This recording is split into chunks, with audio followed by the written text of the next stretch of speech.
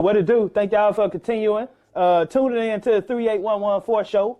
The newer episodes will be on the new layout. You see we got the futon right here. So who coming to sit on the couch with comedian Ambrose Jones next, y'all?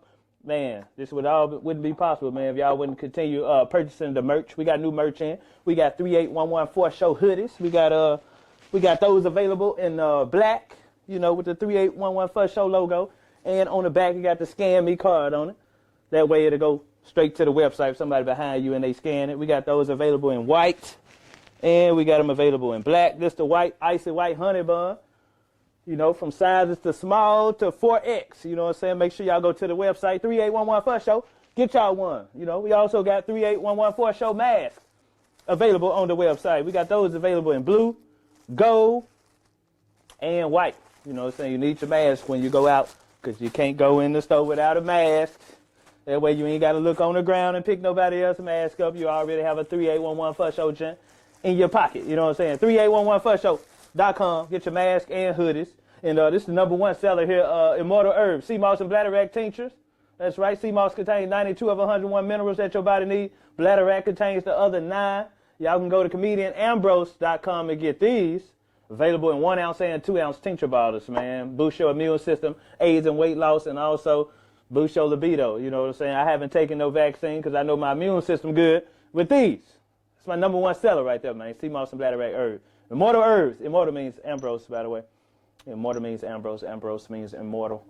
2 of my customers said that other members of their house has caught COVID except them because they have been taking my product. So that was a very proud moment right there. So y'all can get those available on my website, comedian Ambrose Jones. Thank y'all for tuning in. We got new episodes coming with more influential, positive, funny people right here on the 38114 show. Make sure y'all hit that like and subscribe button. I'm comedian Ambrose. I'm out. All right, so we here knocking out another episode of the 38114 show, man. Thank y'all for tuning in. This brother here we got on the show is another special guest. I started, you know, doing stand-up, and I used to have to do a lot of my practicing on a lot of poetry stages where they have poetry at, so I had to go up there and do my comedy, you know, get my practice on air where I can go. And this is one of the brothers that, very smart brother. He's a poet here in Memphis, man. Probably one of the best here in Memphis, Tennessee. Y'all welcome to the show, Mr. F.W. Love. That's right. How y'all doing? You know what I'm saying? Government name, Robert Patrick. That's what they call me. Named after his mama and dad. Most of them. What's up, man? Man, everything good, man. You doing all right? I'm well. Man, I had to get you on the show, brother. You know, we've been knowing each other for a while Long now. time, we man. just did a show yesterday. Just yesterday. All of us, man. So let everybody know, who is Mr. F.W. Love, man? I ain't nobody, man. I just do a little writing, do a little thinking, do a little talking. Yeah. You know what I mean?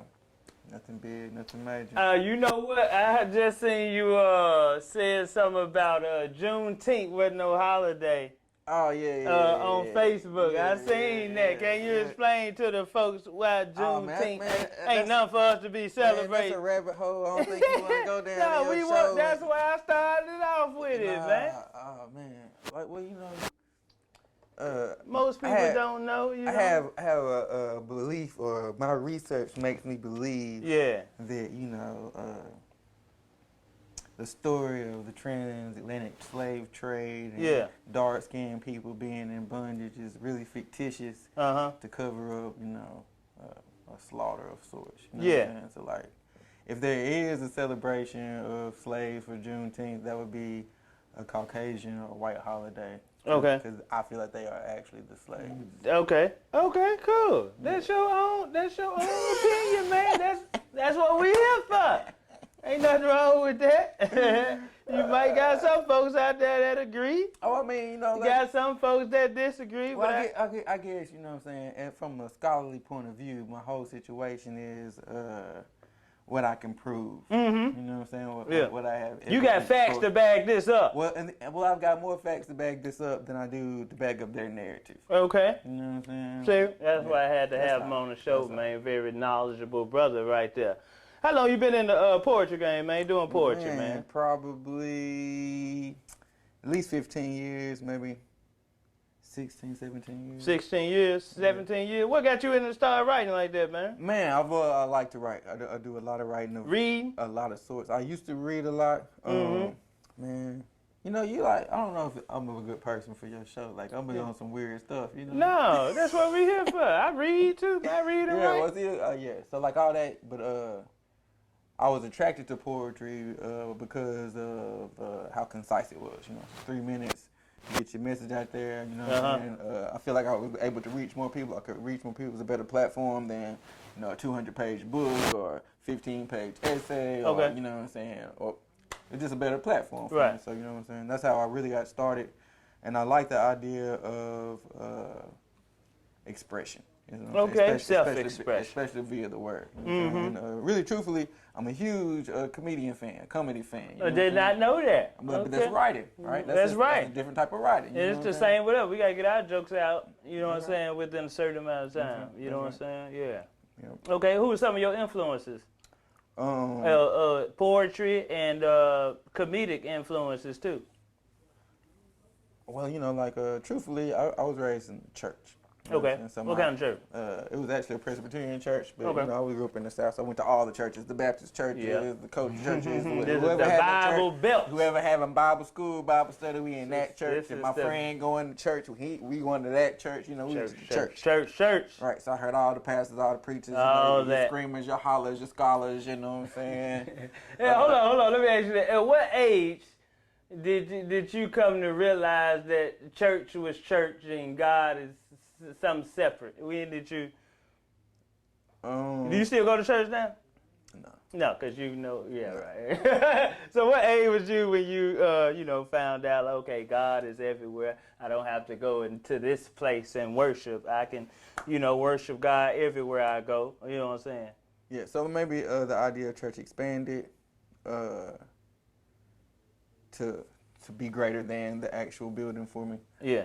But when I first got to Memphis, I moved here from Hattiesburg, a little small town, Mississippi. We know Hattiesburg. I was searching for a church, you know what I'm saying? I wanted to find a church, you know what I'm saying? Yeah. And I couldn't find anything that gave me the same feeling as my home church. You know what I'm saying? At that time, I was conservative. Like, I didn't understand hip-hop in church. I didn't understand blue jeans in church. I didn't understand, like, that. It was very sacrilegious, disrespectful in my, understanding. So, ironically, this feeling of euphoria, feeling of righteousness, I found in the club.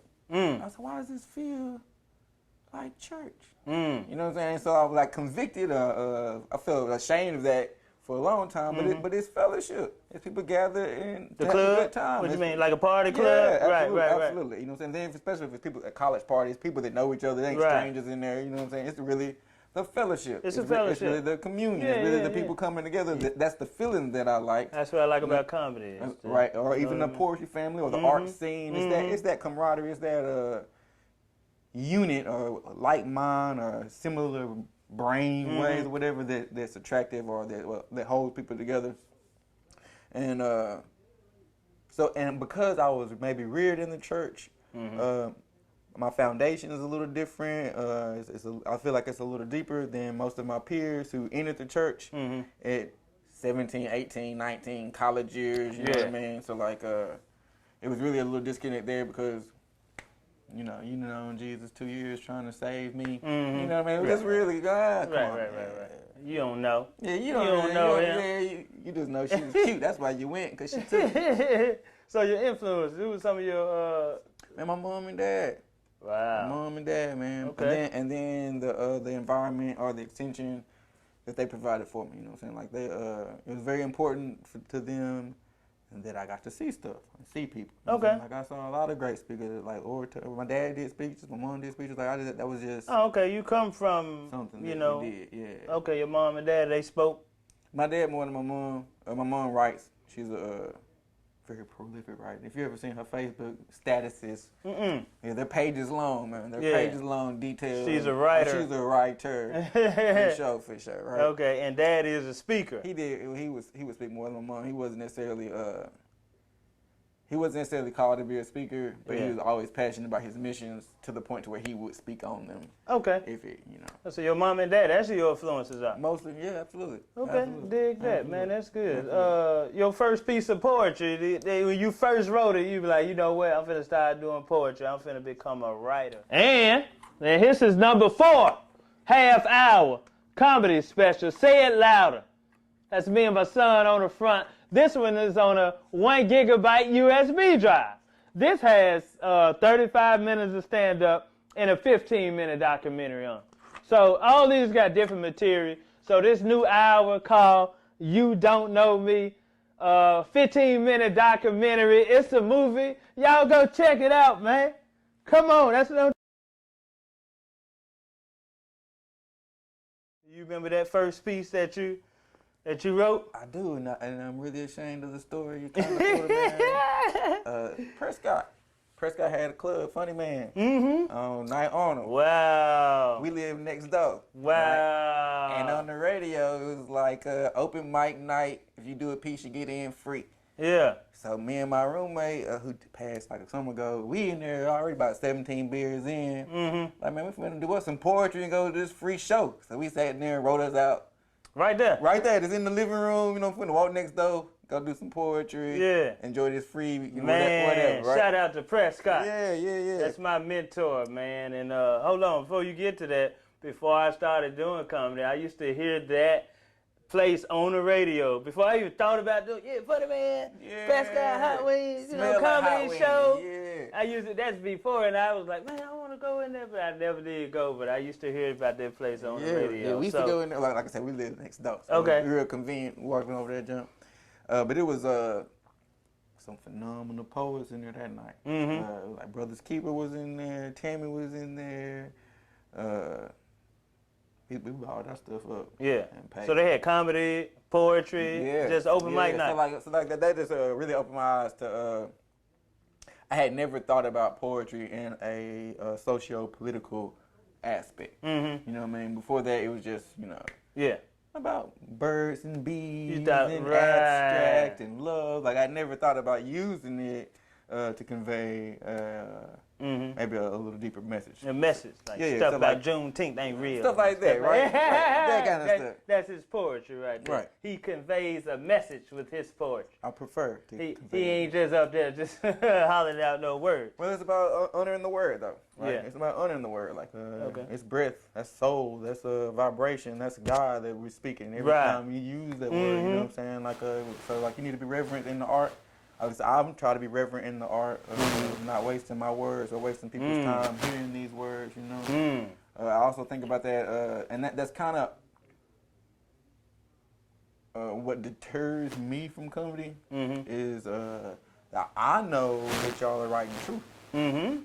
I know that those are truths that people are laughing at. You know what I'm saying? I know that those are truths that people are laughing at. And then I feel like in our community, we can't really afford to laugh at the truth too much longer. You know what I'm saying? But that's really the only form in which they'll take the truth. They won't take it in any other form but something to make you laugh. You know we have a way of putting it where it makes you laugh. But I feel like the laughter is what permits them not to act upon it. You think so? Maybe that's why it's accepted. You know what I'm saying? Like you can tell me how messed up it is not to take care of my baby and make me laugh. Because after I get to laughing, I still ain't gonna make no changes. You know what I'm saying? But if you make me, it's come to another emotion by making me in that message. I feel like it calls to action. It's kind of like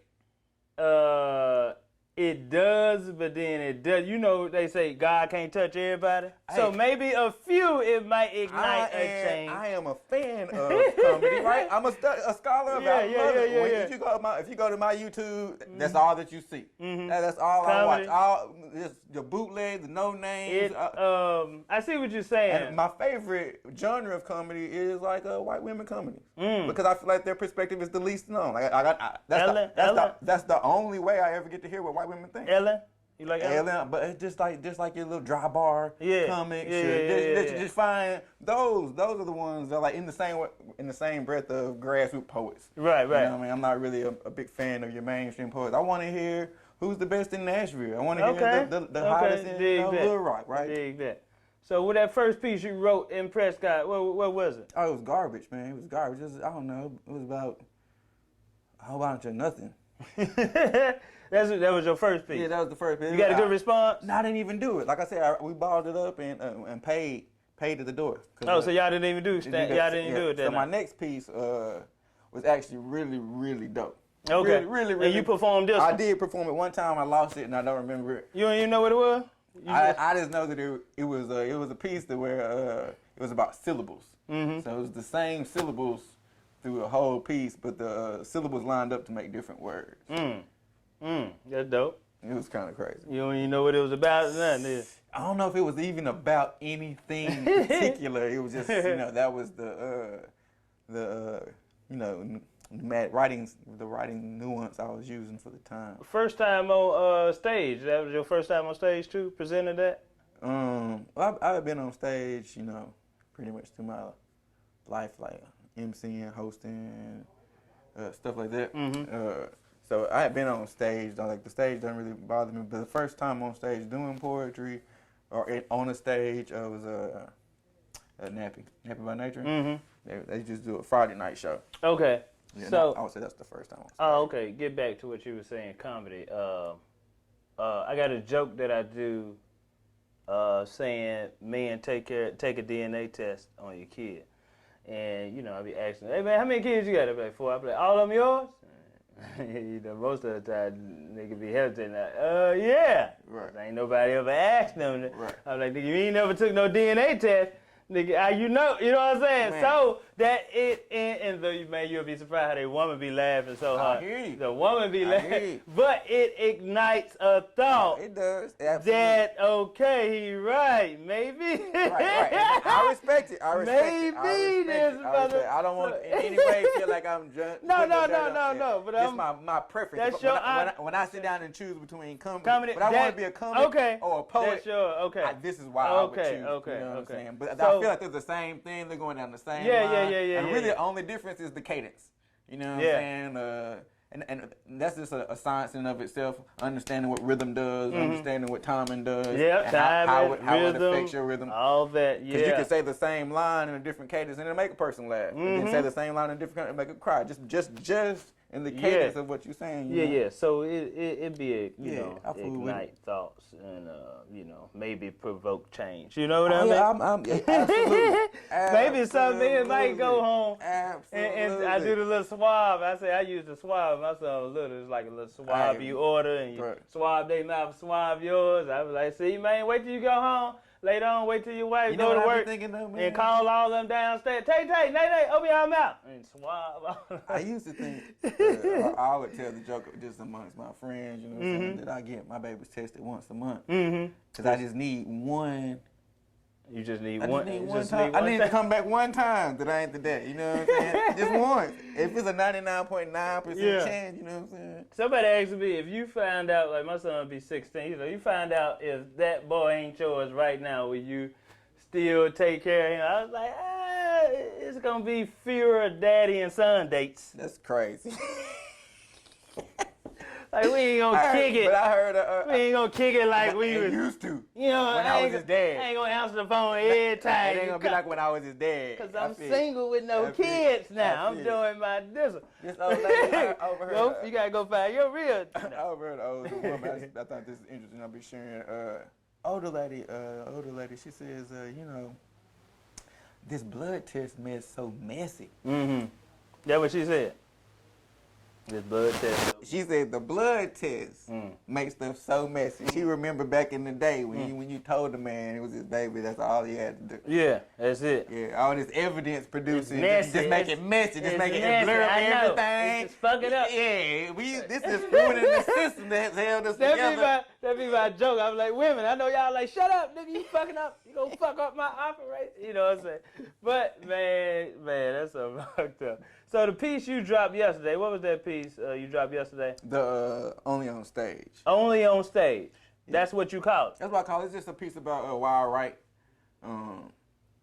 Hopefully the purpose behind why I write. What's another one that you do? I don't know the name of it. I do pieces about, I try to write from you know, the African male perspective, black male perspective, because I feel like it's a minority voice, and a minority voice in the sense of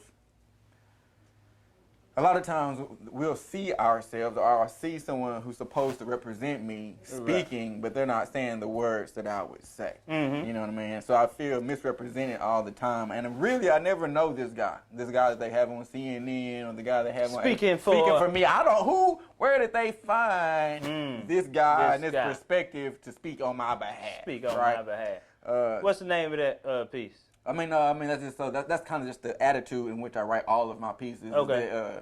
So they sometimes are a little abrasive or rub people a different kind of way because I'm trying to tell the truth, and I feel like a lot of pressure, a lot of stress that my peers, my male peers carry, come from not being able to tell their express 100% themselves. That's right. They're 100% authentic self, right? Yeah. This is how I really feel about this situation. Can't do that. They can't do that. Can't do that with your woman. There's nowhere can't for us do to that do with that. your To the point to when people do hear that truth, it's abrasive. It's disrespectful. It's toxic, right? Corey Holcomb, perfect example. I love Corey Holcomb. Perfect self-expression. Because he tells the truth. He tells his truth. Telling the truth, right? That's his truth. Yeah, and that's okay. And what's the name of that piece that the piece that you talk about, the minority? That's all your pieces come from that with myself. Come from my point of view, right?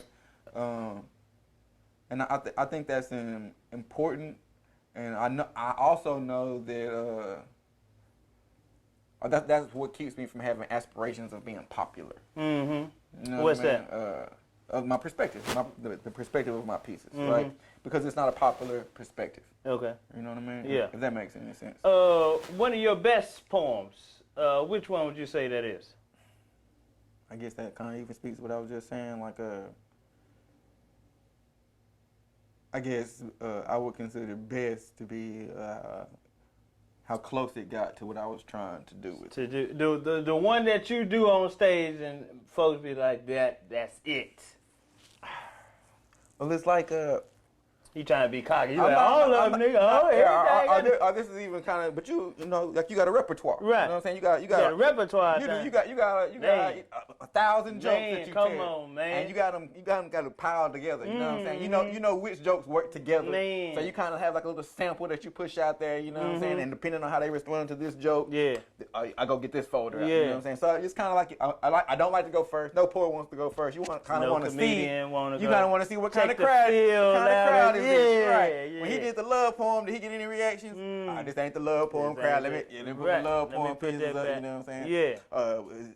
You know, or certain pieces, or you know how that go, man. Okay, like, so you want to do the love poem and the girl before you do the domestic violence poem. You ain't just got one that you do. You go with the flow. You are contributing to the energy of the place. Okay. I'm contributing to the message, to the overall. And sometimes I might not have anything to share there. Sometimes it might just be an atmosphere where I'm just there to receive, right? Where I don't have anything to input there, right? But in cases where I do, or I feel like I have a different perspective, I try to put my energy, add my, essence to the situation. Well, if you wanted to show the fans out there, 38114 fans out there, who F.W. Love is and his poetry, what piece, give us a piece of one right there to best, you know what I mean, showcase who you are.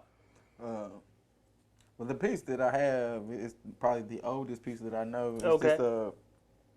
Since I'm more a preacher than a poet, more a Moses than a Noah, originally a teller, now I plan to show you how they're trying to flip-flop this hip-hop into a hop-hip flop-flip situation. See, they know it's the catalyst needed for the revitalization of a said lost generation, so procrastination can no longer be an occupation. We need immediate preparation to prevent the penetration of miseducation into its foundation. Hip-hop allowing action without explanation is like Patrick Henry allowing taxes without representation. Liberty or death, the battle cry of this nation. Yet they'll use that as the invitation to infiltrate a generation already marked X for extermination. So remember this conversation when hip-hop mirrors the face of the nation, and we learn yet another one of our creations has been lost and sold and turned into a contemporary plantation, built not for bodies but for aspirations. So instead of sending shout-outs and dedications, and receiving handouts and fabrications. The stand-up and celebration for all that's needed for reparations is black love restoration. After all, we are the first of the man creation, making black the root of the one love equation. Black love is one love. Ain't that love? FW love. You know what I mean? Yeah, I remember that. I remember that. Yeah. I like that. New generation, Mars X, and represent extermination, man. Yeah, but I guess that's and like, you know, even as I've evolved with my relationship with words, and it's been harder and harder to write. You know what I'm saying? It's been harder and harder to, I don't know, formulate sentences or stanzas, because everything's kind of what?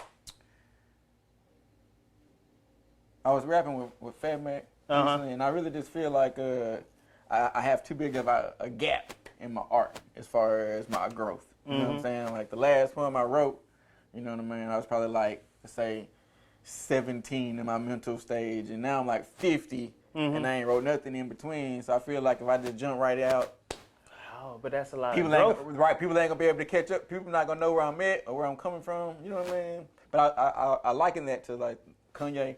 How, like, you know, there really just be a lot of growth in between. That's a lot of growth. There'd be a lot of growth in between his stuff. So like a lot of times it'd be exponential to the audience. You know what I mean? But that's my challenge right now. That's your challenge. Because it still has to be received. That's a thing that artists sometimes we get in our own way. Facts. Facts. Yeah, I do that sometimes too. You just got to write it out, though. You got to write it out, You're and that'll be good because you done went through a lot of experiences from that time to now, and you know what I'm saying. You can just I received that'll be good. That's good. And I heard you say the black reparations is what we need, not money, but we need what? Black love restoration. That'd be our reparations. That's what we need. I feel like that would be the same as reparations. Black love restoration. Restoration. To restore. Restore black love. That's our reparation. That's our wealth. You know we don't need money.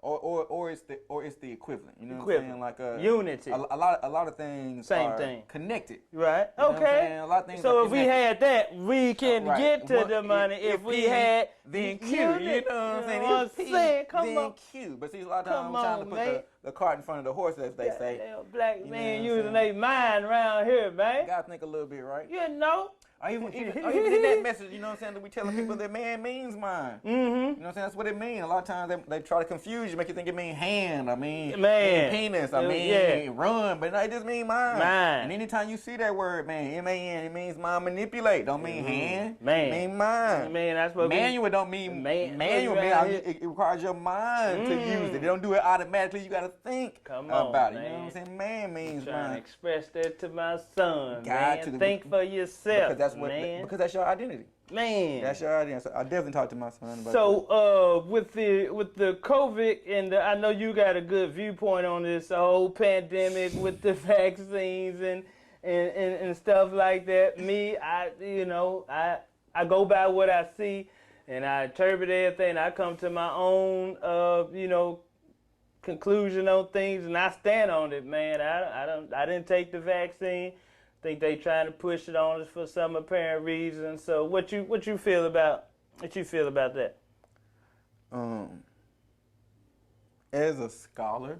Thank you. Right, as a scholar. That means he did his research. Well, I'm not even gonna go that far. I'm just gonna say as a scholar, the thing that I find to and be, knowing the history. Okay. Come on. What pushes the thing is the source, right? Yeah. You always got to go to the source. To the source. Right? Okay. So my issue mostly is just the source. I would like someone who has historically not tried to kill me to tell me that it's a disease. That's what I would need someone who has historically not tried to exterminate me to tell me, you know what I'm saying? Come on, man. I ain't saying that it ain't. I just need a better source. Now you care about my well-being? Right. You know what I'm saying? You just choked the guy out in cold blood. I don't know if you should be the one telling me. You care about right. I don't. You care if I'm healthy? It's the packaging, right? It's the packaging. And I try to. So you said it's the source. That's your whole problem.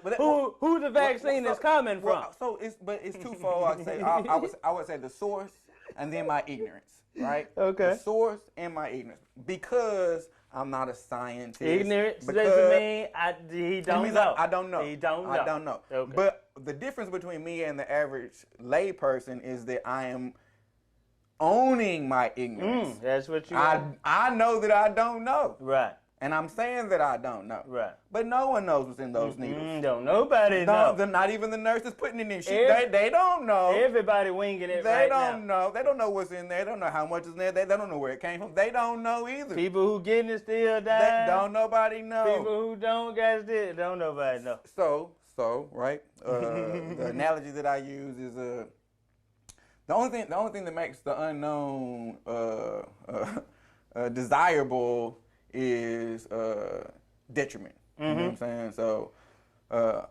my attitude or my goal now is to keep myself feeling good. Right? Okay. Because as long as I feel good, as long as I'm healthy, I don't have a desire for something to make me feel better. You know what I mean? But it's in that desire to make me feel better that I'll try anything. Right? So you have to stand on your beliefs. But in that, I also understand that if I say if P then Q, like there can be no vaccine without no fear. Can't be. Like you gotta have. So really, what they're pushing is the fear to sell the vaccine because that's the only thing that makes it attractive. Right. Right. And otherwise, why would Does that make sense? Right. If you don't get it, you're going to die. To not say that, right? to just one day wake up and be like, hey y'all, we got this new COVID vaccine. Yeah. Y'all can take it if y'all want to or not. Right. Like, who takes it? Right. Who takes it? No one. So that's I like. But that. I don't know. Then I guess also I'm trying to figure out like when's the last time a person had a common cold? What was the last flu case? That just eradicate nobody getting the cold no more. Man, regular flu killed 200,000 people. But I'm saying, when's the last time somebody got the regular flu? Everybody got COVID. Ain't nobody had no cold. Ain't nobody influenza. If you're going there with a gunshot wound, you got COVID. No. But that's just me. And I'm not I don't push what your belief. I'm not a proponent. I'm not. You know. Long as you happy with your decision. And even in that, as a part of the community, I feel like it's also part of my responsibility is not to incite fear. Okay. Right. So if I go in an environment, everybody's got on a mask, I put on my mask. Right. Because the worst thing that can happen is that they become scared.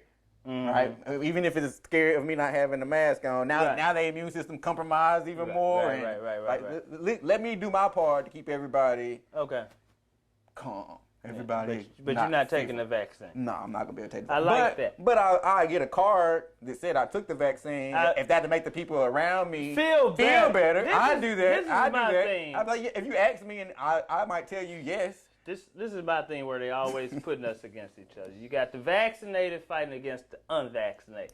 It's so simple. There's no real evidence to verify that you took the vaccine or not. It's not. You can say you did and show me a card. That's not enough evidence for me to be. But it's not. But if I show it, it'll make you feel comfortable. You got it. No, I'm lying. Some fake card. But isn't the vaccine supposed to protect you from the unvaccinated?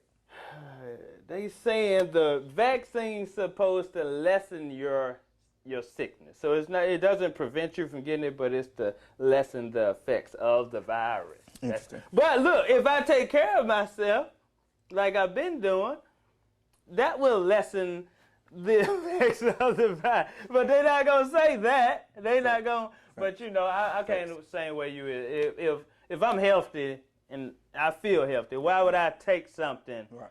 You know what I mean? Why would I put something down here? Right now I'm good. If y'all tell me to take that, you can tell me to take anything, and I'm good. I'm good right now. Why are we so gullible? Straight, you know what I'm saying? Why are we so gullible? And it's the source of our confidence. It's the source of our security. You know what I'm saying? And most of it lies in the masses. And one of the things that I know that shields us is in order to do what we do. You had to separate yourself from the masses. And in order to ever step on stage, you had to not give a shit what the world thinks about you. Right? Before I ever wrote my first piece, against the norm. Right, I had to already feel like I don't give a damn what anybody has to say about what I got to say. Otherwise, I can't get up here and say it. I gotta say it. Right. So to be in that place already is an advantage because very few people are even able to get to that place. You know what I'm saying? To where you know, they can stand on their own twos in that way, and that's just shoot, in some ways a blessing, and in other ways, just maybe insanity to some extent. You know, what I'm saying? Not even really smart to do all the time. I think that's why it's important for comics and poets to use our words and try to, you know, influence or provoke a different thought, you know what I'm saying, patterns than, you know what I'm saying, the normal way of thinking, you know what I'm saying? Agree. Especially about topics about the vaccine and, you know what I'm saying, stuff like this. So I think that's why it's important for poets and comedians.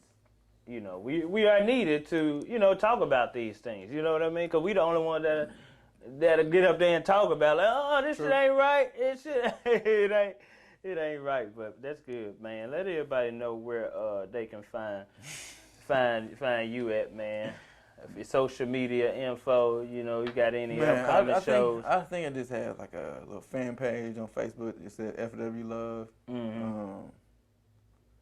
I don't feel like I have any upcoming shows. I know I'm doing like a little private birthday party for a friend. Instagram? You ain't on Instagram? I have an Instagram page. It's called, my name on there is like Organic Love. I've never really checked it or nothing. Okay, Twitter, you don't do none of that? YouTube? You got some of your work on YouTube? It's a couple of pieces on YouTube. What's your YouTube? I'm going to do better. It's just probably FW Love. FW Love on YouTube? Yeah, man, put some of that work on YouTube, man. And yeah, people they'll gravitate towards that, man. You one of the brothers that I watch and I always see him like, this brother talks about something. Well, I said that I'm going to get out here and do a little more, make a little more noise, push a little wave. Which is why I'm linking up with good brothers like yourself today. You know? Yeah. Spark that, you know what I'm saying? Yeah, get that fire back burning. Absolutely. I'm motivated. I'm energized. I'm ready to do a little work. But that's what it's going to be. FW Love on Facebook. And also, I remember you had that spot where, you know, we did, you know, where you provided artists to come display their talents at. Right there on the corner of Crump and Lauderdale. Crump in the hood. I remember that spot. That was a nice spot, it man. It was very, very interesting, a learning experience on every level. I like the intimate. Man, we was upstairs kicking. That was nice spot, man. Appreciate it. FW Love, man. Pleasure to you know, have you on the show, man. Same, man. Yeah, good sitting down, chopping it up with you, man. Y'all make sure y'all get my Seamoss and Bladderwack tinctures off of my website, comedian Ambrose Jones. Boost your immune system, AIDS and weight loss, and also boost your libido, man. This is what I've been taking right here. This my vaccine is natural herbs. You know what I'm saying? Seamoss contains 92 of them, 101 minerals that your body needs. And, man, this is good shit, man. Facts. You know what I'm saying? Algae come out the ground. Yeah, I got a cousin that's come out the ocean. Thing, man. And I soaked mine in 80 proof vodka for 6 weeks. And that vodka extracts all the minerals out. Okay. You can boil it, but that hot water ain't gonna get everything out. You soak that Seamoss and Bladderwack in that 80 proof alcohol for 6 weeks, man, it pulls everything out, and you take it as a tincture under your tongue. You got salivary glands under your tongue, and you put it under there, let it sit for a minute and 30 seconds, and your salivary glands gonna take it straight to your bloodstream. Straight to it. So if you swallow it, you got to go through your digestive system. Facts. You know what I'm saying? Under your tongue, you got glands under it, taking it straight to your bloodstream. And man, this is how I've been surviving. Facts. 2 of my customers said other members of their house that's caught COVID except them. Because this shit boosts your immune system. If your immune system good, it'll be able to fight off any type of infection. That's right. But they ain't gonna tell you that. Man, make sure you get my comedy special. Get it. You Don't Know Me on comedian Ambrose.com. Y'all can you know what I'm saying, that was filmed in Memphis and my hometown Chicago. Funny, man. Y'all make sure y'all subscribe, man. I just thank y'all for tuning in. This is 38114 show. Man, that's the zip code, Orange Mountain area. Orange Mountain area. Historic area, man. I worked Melrose last year, man. Okay, you know about the Orange Mountain area back in the day. It was a Black Wall Street. Hey, bro, everywhere. Man, come on. According to my research, everywhere was a Black Wall Street. Hey, but look, let me show you, man. I don't be. This ain't even my.